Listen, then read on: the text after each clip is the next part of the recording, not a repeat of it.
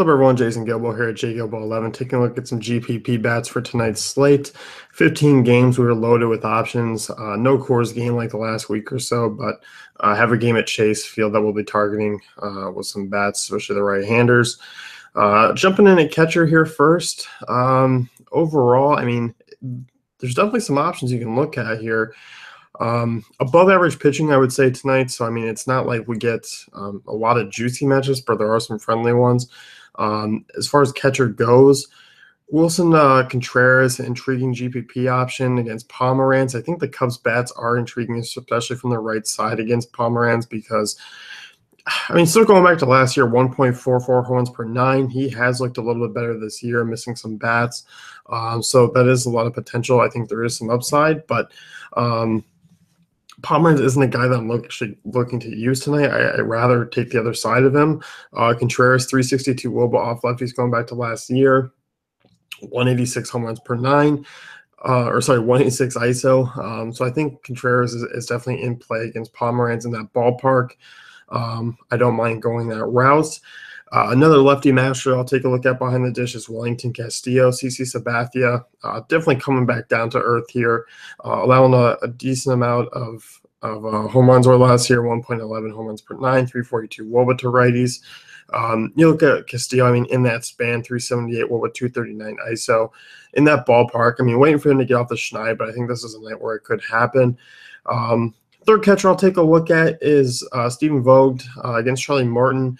Morton's certainly one of the guys who was improved, but to a point where I'm staying away. No, Morton, 355 WOBA to lefties. That's where his struggles have really come in his career, 1.13 home runs per nine. Minute Maid, definitely a bump for the A's coming over from Los Angeles in terms of park factors and Oakland in general, where they play their home games. So with that being said, I think Vogt is an intriguing, cheaper option you can take a look at tonight. As far as other guys go, if you're looking to really get cheap, there isn't a ton that I love. I think those are all good spots. I think that's about as cheap as you really need to go. I don't know if you really need to dive down all that crazy. I mean, if Robinson Chirinos is in the lineup, you can take a look at him against Skaggs. Chirinos, I mean, over 300 ISO against lefties since last year. Manny Pena is a guy I'll take a look at. I mean, only 2,900 on DraftKings hitting in the middle of the lineup. So just to name a couple of extras, there's a lot of different ways you can go at catcher tonight. It's not like you're limited for position. First base here, Eric Thames, obviously priced up on both sides. Good to see. Bartolo Colon, 1.72 runs per nine to lefty since last year. Doesn't strike a lot of guys out. If Thames is in the lineup, he's going to draw a ton of ownership. I don't mind him still. Obviously, we know the upside given the fact that there's massive home run potential. But there are some different ways you can go. Obviously, Paul Goldschmidt, I mean, really close in pricing to Thames, which is crazy, I think, early on this year. But you look at Goldie, over 400 WOBA against lefties since last year, 209 ISO. Goldschmidt is definitely one of the elite plays at the first base position. As far as other bats go, I mean, Albert Pujols, I think, could fly a little bit under the radar. I think the Angels bats get a big bump there in Texas. Nico Martinez, 358 WOBA to righties since last year, 1.23 home runs per nine. This guy's been up and down in the majors, not a good bat. So I don't mind going that route. As far as kind of cheaper guys at first base, I mean, you know, Matt Carpenter's a guy I'll take a look at. Hitting the ball hard, hitting the ball well. Kind of been a little bit unlucky overall to start the season, but you know Carpenter. I mean, going back to last year, 370 WOBA against righties, 252 WOBA ISO. So I mean, I definitely will be firing away. And as far as other cheap guys, I mean, I'm not particularly thrilled. Depending on the site, Cody Bellinger might be first base or outfield for you, but Bellinger's a guy that I'll be looking at tonight as a cheap play. I like him a ton. Great matchup for him against Eichhoff, who struggles against lefties. Bellinger's got some big-time power for a young kid. I'll definitely be getting my exposure to him there. Second base, Jonathan Villar is a guy I have some interest in. The strikeout rate's been insanely high, but Colon's not a guy who strikes out a ton of bats, has his issues with lefties. With that being said, I think Villar is a guy who's in a good spot. I talked about the Brewers as a stack on the stacking pod. I like him quite a bit. Ian Kinsler, I like this Tigers offense against Mike Pelfrey, 372 WOBA to righties last year.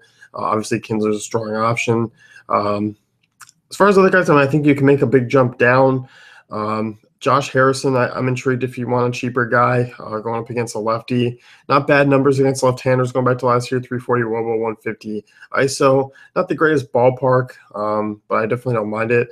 Starling Castro is the guy you can get some exposure to tonight. Good ballpark there at Yankee Stadium.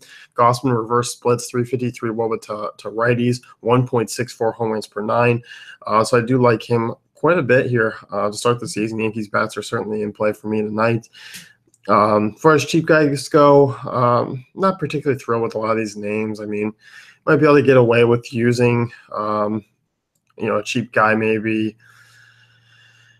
Chase Utley in a lineup if you're taking a look. Jed Lowry for needing to punt. So, I mean, there's guys to punt with, but I don't think you really need to go that route, even with the higher price pitching on the slate. I think balanced approach is a good way to go tonight.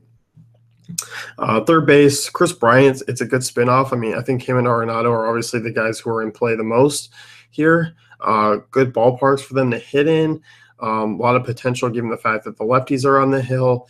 Pomeranz, obviously, probably the guy I'd be least willing to target out of him and Ray, but I think Arenado obviously in a good spot there at Chase Field. You look at Ray, 3.38 WOBA to righties, 1.46 runs per nine. Issue at home. Does miss a lot of bats, does strike out a lot of bats, but Pomeranz does as well. So in terms of those two, I mean, it's pretty much a tie-up at the price. I think you can split some shares if you're building multiple lineups.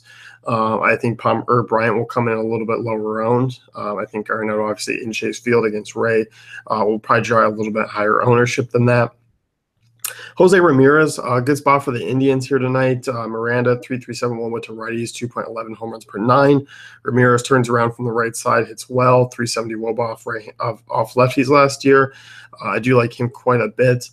Manny Machado, I mean, on FanDuel, fairly cheap still. I like the potential here. I like him as a spinoff. I mean, he's only 3,300. I know he struggled, but last year really picked up against lefties. 379 WOBA, 1.92 ISO. So, I mean, basically, we're looking at a whole 1,000 cheaper from him and Bryant, or from Arenado and Bryant on FanDuel. So, I mean, there's quite a price difference there.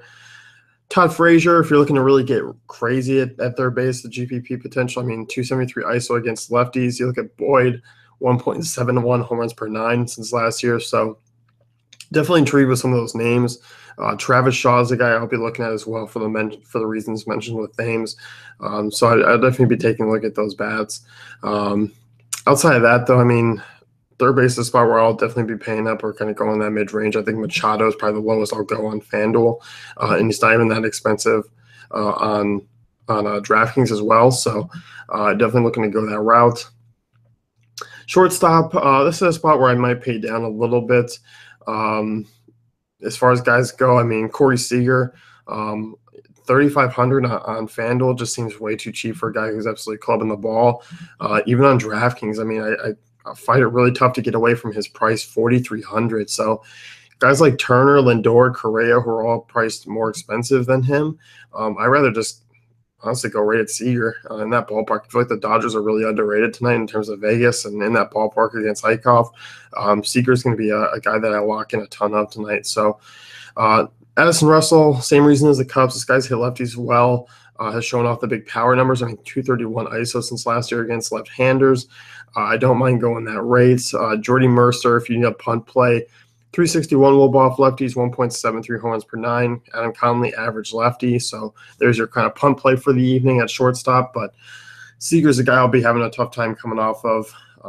As far as outfield goes, I mean, AJ Pollock, yes, my Tomas against Freeland's a guy we can take a look at. Good ballpark there, friendly total. Freeman, average lefty at best.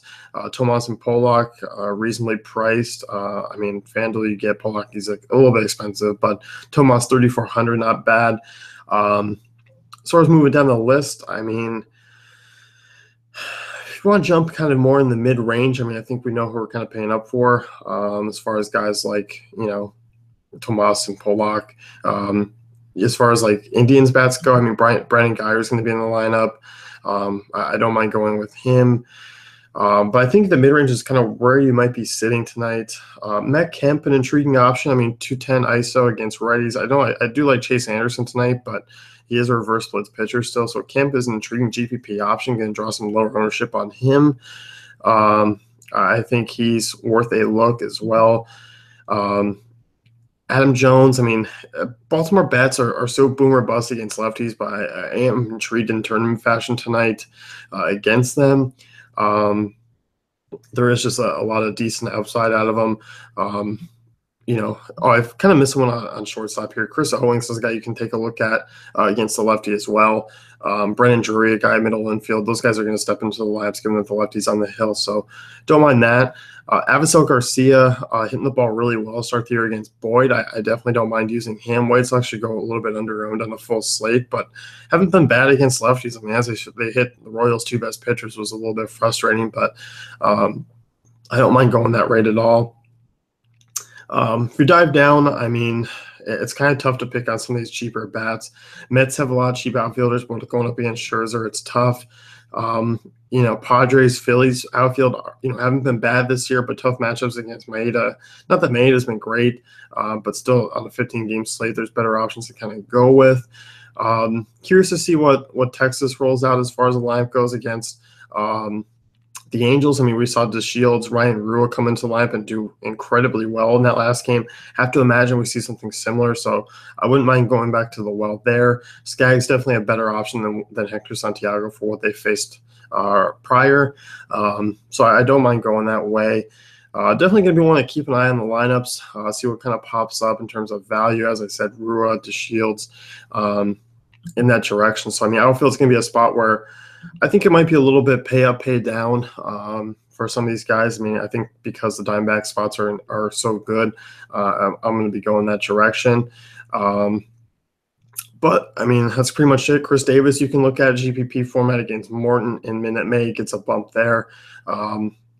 So I think that's going to wrap things up here. You can check out DaveFantasyCafe.com for our great tools and content.